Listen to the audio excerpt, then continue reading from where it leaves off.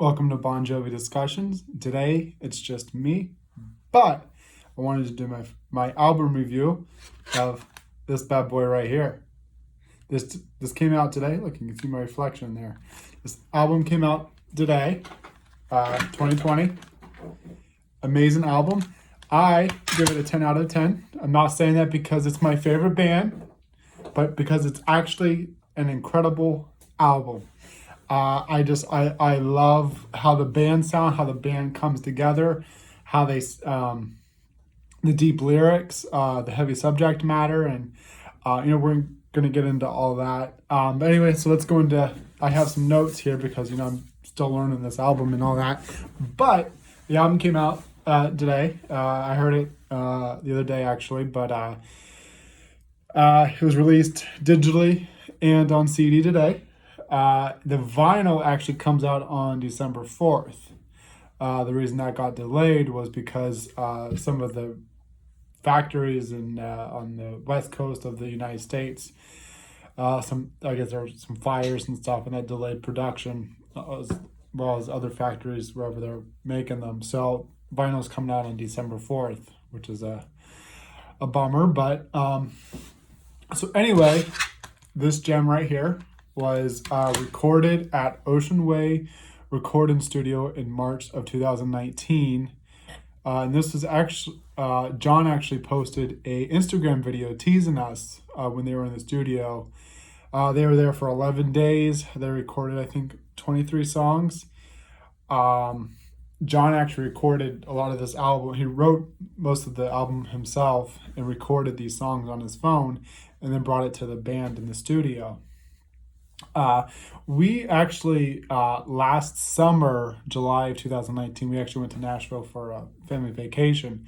And so obviously I had to stop to see where, the studio, and it's actually really cool. It's kind of like an old church / studio. It's beautiful.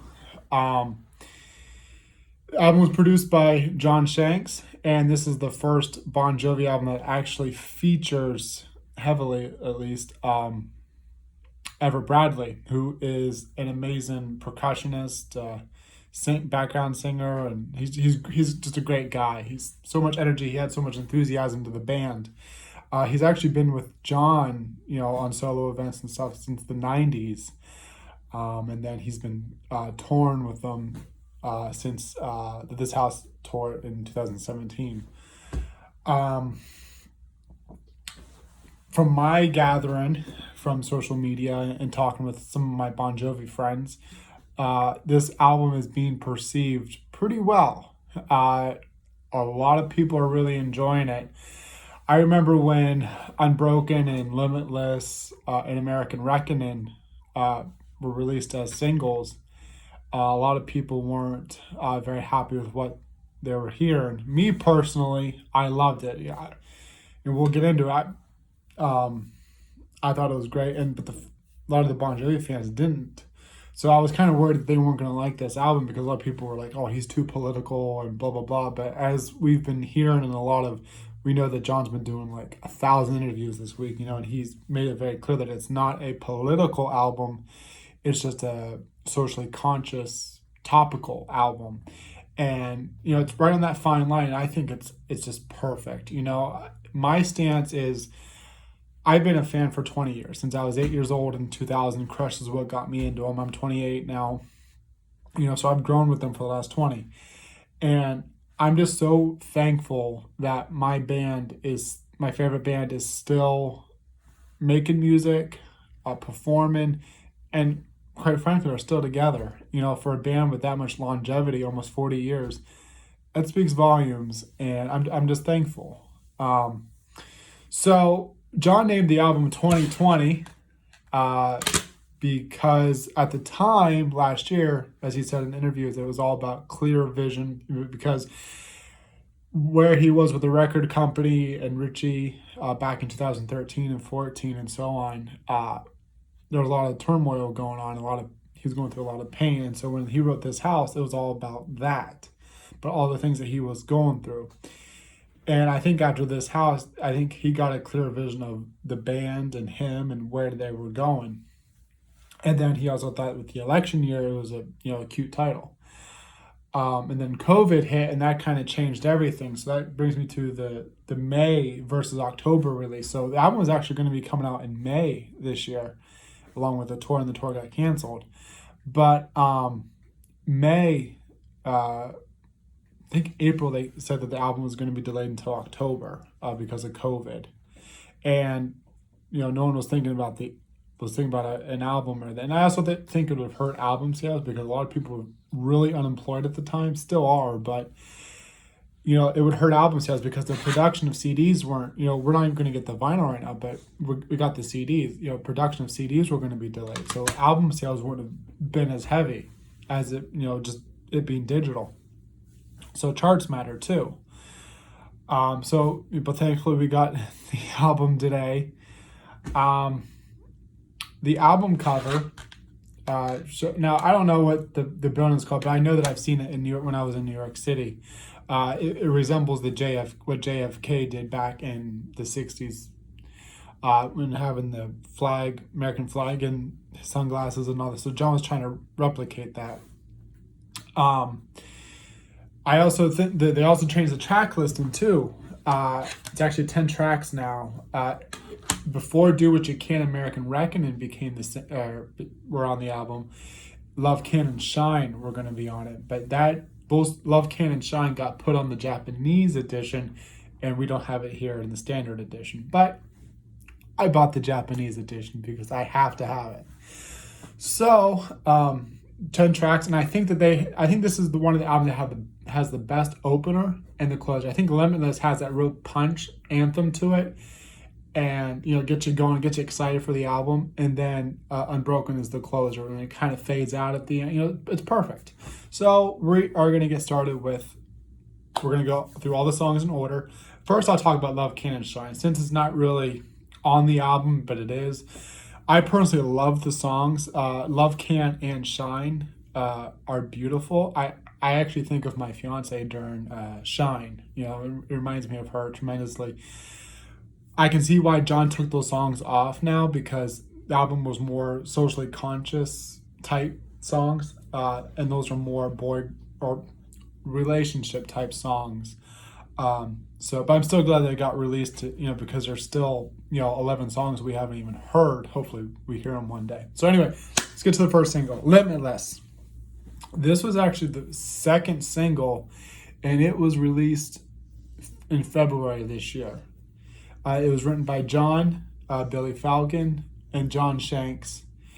It was first announced that it was going to come out, but there was a contest on BonJovi.com that, you got to hear the background music, but no lyrics. There was no vocals, and you had to sing it how you thought it would sound. And anyway, so then the single came out, and I was ecstatic about it. I loved it. I thought it was so good. I love the verses. Wake up, everybody, wake up. The song is all about being on that hamster wheel and living the same kind of life. And I think it started to apply to, this obviously came up for COVID, but it applies to COVID because we were living the same life every day. Wake up, go to work if you're lucky to go to work, just living the same routine every day. And then, so the song is about getting that optimism to enjoy life and just, taking that risk. And I think it's one of those typical Bon Jovi anthems. And I think that's the anthem of this album. This lyrics like, step out off the edge, it's worth the risk. That speaks volumes to me, because it shows me that I should be able to pursue things that I want to pursue, and may not work out, it may work. But like John says, don't be a woulda, coulda, shoulda. So it's along the lines of that. Like I said, I love the album, but I know it wasn't well perceived to a lot of people, for two reasons, basically: the chorus, and there was no guitar solo. Like I said, I give the song 9 out of 10. I love it. The verses had such a punch. I love the chorus. I do wish there was a guitar solo in there. I think Phil X should have had a guitar solo in there, so that's why it's a 9 out of 10. Otherwise, I love it. Let me go to my next notes here. And then the music video, it also resembles It's My Life. And it, ironically, 20 years later after It's My Life came out, but in the video, you showed this couple leaving work, just quitting, and then escaping from their boss. And the video was actually recorded in LA before the pandemic, back in January. It was recorded. My favorite lyrics of the song are "Teardrop in the sea, trying to keep your head above water," and basically saying that you're one person out of a billion, and you're trying to make it yourself, as well as billions of other people. And another lyric that I really liked was "Found your shoes, can't find your feet." It's so true. There are days where I'm in the same routine. I get up, I go and exercise for an hour or two, and then I have my breakfast, get a shower, go to work. And so, by the time I'm ready to go to work, I'm beat. I grab my shoes, I'm just not ready to go out there. And that's what that lyric to me is about. So, next song is "Do What You Can," which is, I think this is going to be the staple of this album. I think this song is going to continue with, the band performing in the next few tours, and I think it's going to be one of those staples. It was the third single. The band version was released on July 23rd of this year, and then the version with Jennifer Nettles came out on September 18th. It was obviously written by John. We've heard this story many times with John on interviews. He was washing dishes at his soul kitchen in Red Bank, and Dorothea, his wife, was going to post the hours, and John was like, "No, that's right. If you can't do what you do what you can." And then John, the next day had a song title, and he wrote that song. And like he said, it was more factual than anything. He was pretty much just a reporter writing down what was going on. The borders, the schools, the last paychecks coming through, graduation, prom, the chicken farms, PPE, all of that. But before they released the song, which the song was about fighting COVID, John had fans write lyrics of what they were going through, and I read a lot of people's lyrics, and it was so good. It gave me a sense that we were all in this together, which we are with COVID. So he did an acoustic for a while. Then later on, the band got together in LA, and they recorded it and released as a replacement single. This replaced "Beautiful Drug" as a single, if you didn't know. Me personally, I love the Jennifer Nettles version more than the band. I do love the band's version, but I think Jennifer, I have a little bit of a crush on Jennifer Nettles, but I just think she adds a punch to it too, and it's good to see, like Who Says You Can't Go Home 2.0. The music video was really good too. I thought, John walking around, and New York City is empty, and John's walking in Times Square, and the band's big in Times Square. Look at 2002 performance. Then the statue of the face mask, and then seeing all the people affected by it. Watching the elderly at the nursing home, and then her family on the other side of the window outside. That's the only way you could see them. So that was really heart punching. My favorite lyrics is the bridge. Although I keep my social distance, what this world need is a hug. Until we find a vaccination, there is no substitute for love. So love yourself and love your family. Love your neighbor and your friend. Ain't it time we loved a stranger? It's just a friend you ain't met yet. Incredible. That's probably my favorite lyrics of the whole album, actually. That shows you that we're in this together, and that we just need to stick together and love each other and become friends, family. You have it. Third single is "American Reckoning," which was another song that was added on after 2020 was delayed. It was the second single released on July 10th, the only single that doesn't have a music video to it. Obviously, this is about George Floyd's death, and just like "Do What You Can," it's more of John just factually writing what was going on. It was actually originally titled "I Can't Breathe," and then he brought it to the studio with John Shanks and Tico, and they were both, "Nah, I don't think this title is going to work." And so Tico told him to name it "American Reckoning," which was just a lyric at the time in the song. And thankfully it was changed. I think it's a better title. I think I Can't Breathe would have been a little too controversial, but I loved it. I loved how easy listening it was. It was more of a storyteller. What's so great about John is a storyteller. Sometimes he'll write songs that are come from his heart. Other times he's writing songs from a third party. Just like Unbroken, which we'll get to. He's writing in a soldier's point of view, or Tommy and Gina. In this one he's in Black Lives Matter point of view, or George Floyd. And one thing I also love that he included on this song that none of us were expecting was him playing the harmonica. And like songs like "Born to Be My Baby," he used to play the harmonica. So hopefully, when this song is played live one day, we're going to see John rock that harmonica because he's great at it. The one lyric that gives me a lot of goosebumps is, "When did a judge and a jury become a badge and a name?" I support the police, and I'm not going to get political either. I know that there's bad police out there too. And so that's what gives me the goosebumps, is that sometimes these police officers, do a little more than what they're supposed to do. But we're not going to get into that here.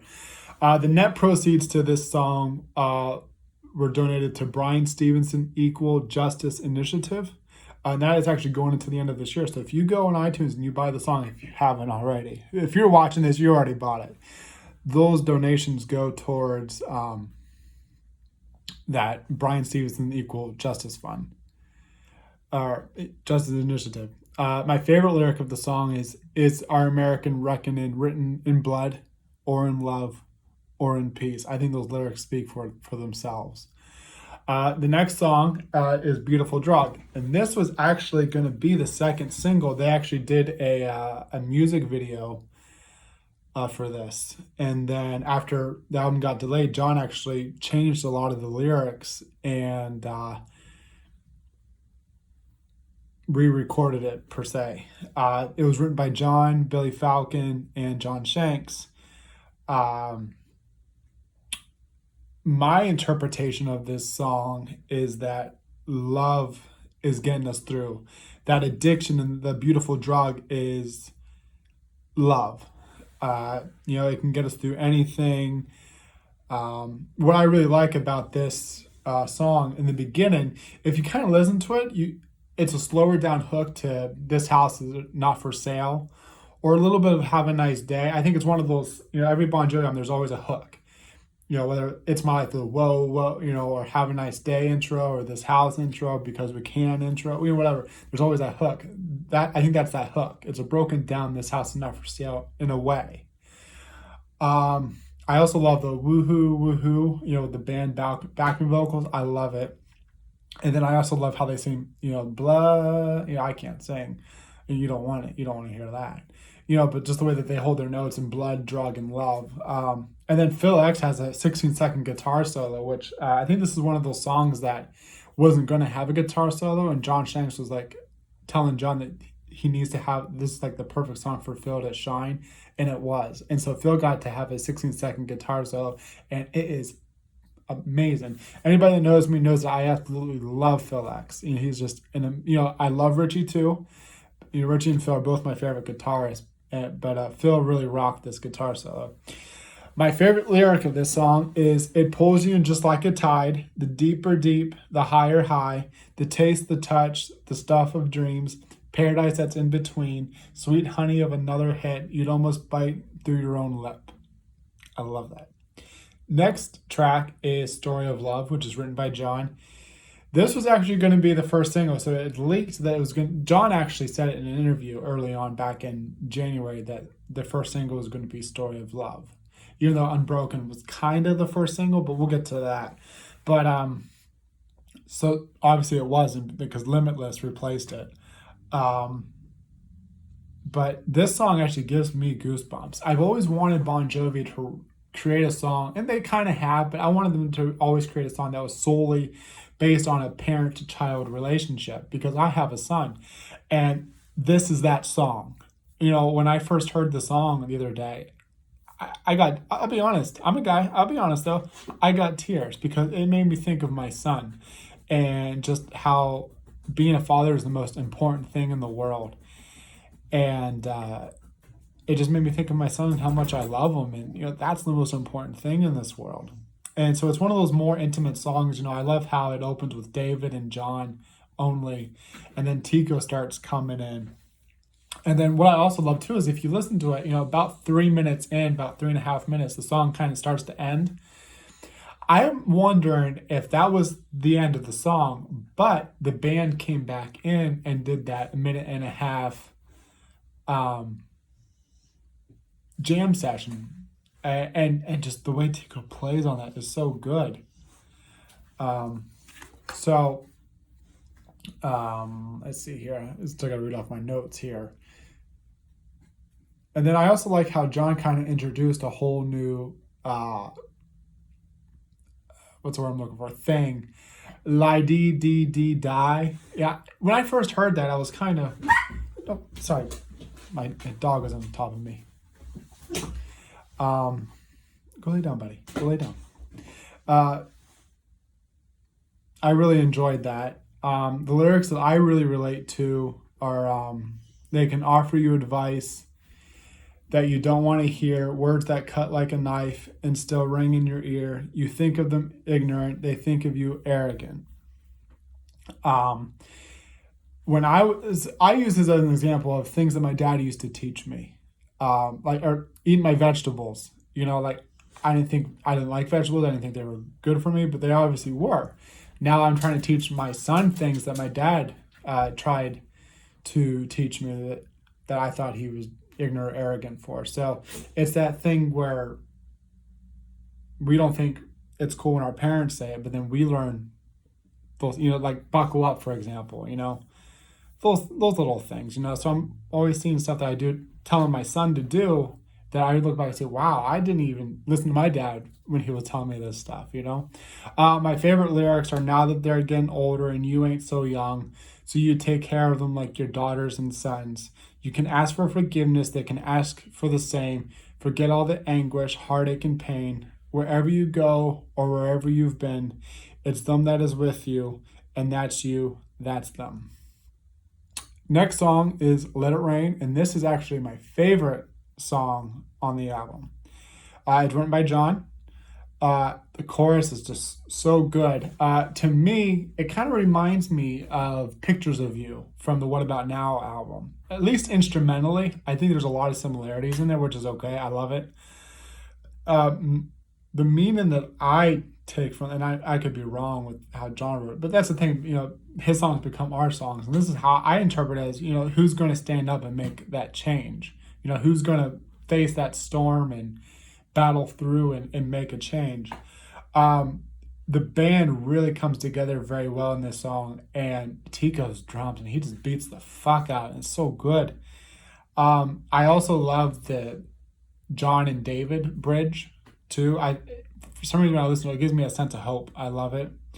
My favorite lyrics are, somewhere there's a dreamer who would walk 1,000 miles. And to me, that's my interpretation, that anybody who has a vision, will do whatever they can. They'll go through any obstacle to achieve their goals. So that gives me a lot of motivation. Next song is Lower the Flag. It was written by John. He actually wrote this last year, and it was about the school shootings. And like John has said in interviews lately, is that he's not taking sides. He's not saying guns are good. He's not saying guns are bad. He's just pretty much, it's another one of those factual songs reported. And this is all about the school shootings, which, is very sad that something like that is even happening. But he first played this acoustic during the Vegas Runaway trip in January. I didn't go to it, unfortunately, but he did ask fans not to record or at least post it. And he did a very broken down acoustic, which is obviously already an acoustic song, but it was actually originally called "For Dead in Ohio," and John renamed it to Lower the Flag later on, which I think was a more appropriate title because he also talks more about school shootings than just Ohio, so I think it would have been weird to name it that. It was actually first recorded with Tico, and then they decided to take Tico off of it, which is unfortunate. I guess it sounded too overpowering. Two of the lyrics, the one lyric that gives me goosebumps is, maybe we start to die on the day that we're born, but we deserve to live life in between. Meaning it's common sense there. We deserve to live our lives.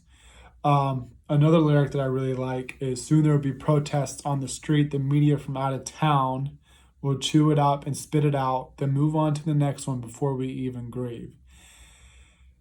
That is heavy, because it seems like, like John was saying in an interview the other day, that, the night he was going to sleep, he was watching El Paso shooting and on the news. Then he went to sleep and woke up and there was on the news, Ohio shooting, and El Paso was already forgotten about, and he thought he just missed thought. But it was actually two school shootings in less than 24 hours.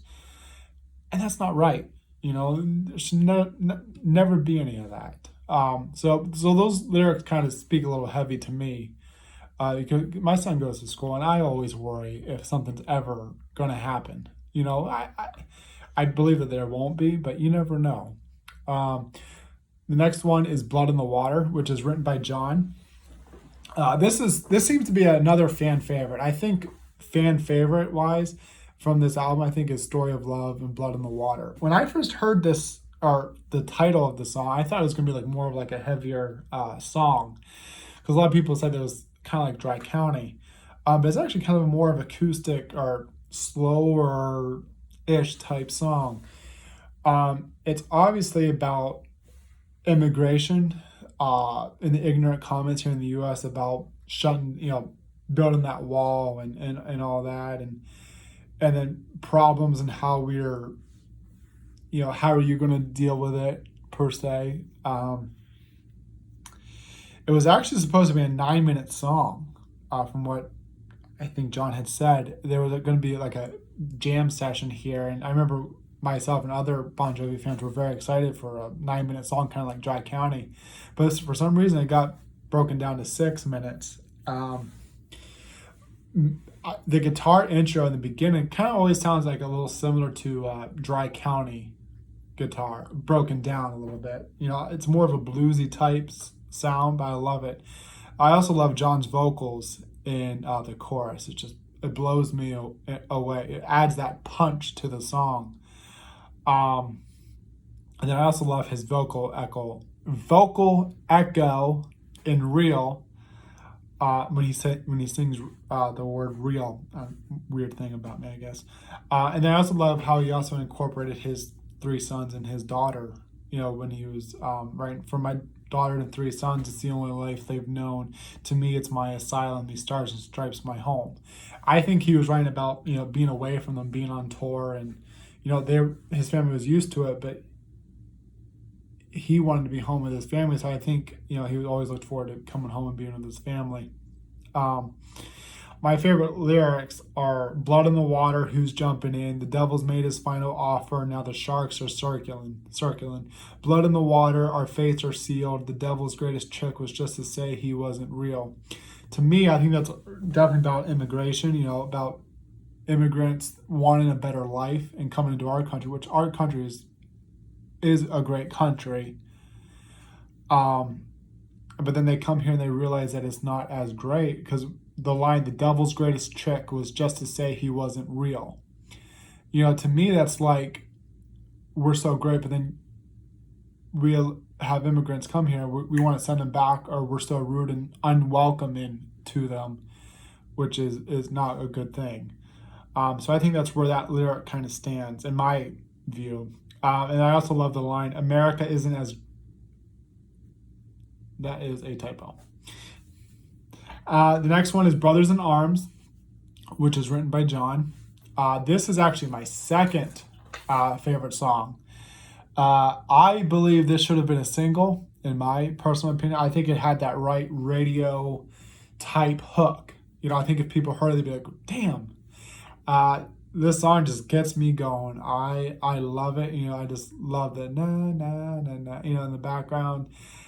David said the song is about inclusion and celebrating what brings us together rather than what separates us. And then John says, it's about the NFL player, forgive me if I say the name wrong, Colin Kaepernick, when he took a knee and people are saying he's taking a knee against America, but that wasn't true. He was taking a knee for injustice, police brutality, and not America. I really love the lyrics. Ever since I was a young boy, before I'd ever know who I am, my father said, "You got to walk before you can crawl, so you can run as soon as you can stand." Uh, Great lyrics. The next one, which is the last song on the album, is "Unbroken," and this was technically the first single. It was actually released November 1st, 2019, for a movie called "To Be of Service," which was about veterans with PTSD, uh, and it was following their daily lives, their service dogs, and just the struggle of continuing life after being in war and serving for the country. And this is one of those great storytelling songs that John writes in a third person. Obviously he wasn't never served, but he wrote in someone else's shoes, which I think is a great talent as a songwriter. Um, I love the song. I love how there's a marching band type sound, the humming of the guitar, and I think it's a perfect way to end the album too. And then back in March of this year, he actually joined up with Prince Harry and the Invictus Choir, I think that's what it's called, over in the UK, and they re-recorded this, and I thought that was great. My favorite lyrics in this song is, "I got this painful ringing in my ear from an IED last night, but no lead-lined Humvee war machine could save my sergeant's life." Those are deep lyrics. And then the last thing about this song too is the first single that was released in November of last year. The net proceeds went to the Patriotic Service Dog Foundation, and then the Invictus single, which was the second one back in March, the proceeds went to Invictus Games Foundation. So it was great that songs like American Reckoning and Unbroken, all the net proceeds from the download of these songs went to a charity, to help support what John was writing about. So that is my review. I truly do think this is going to be an album that we look back on. I do think this is one of those albums that's like a light in a dark tunnel. I was just saying to everybody earlier, this is the best day of the year. This is the light in a dark tunnel that we're in right now. And it just brought me a lot of happiness. I think it brought a lot of million of other fans a lot of happiness. And I truly cannot wait to see these songs performed live in person one day, because they're just so good. Not a bad song in this album at all. Everything just about it is so good. But I want to thank you for all. If you guys made it this far and watching, I appreciate you coming on and watching. And I'm glad everyone's digging the album. It's good to see our favorite band here and still recording and writing songs that matter. So, well, thanks again, guys. We'll see you.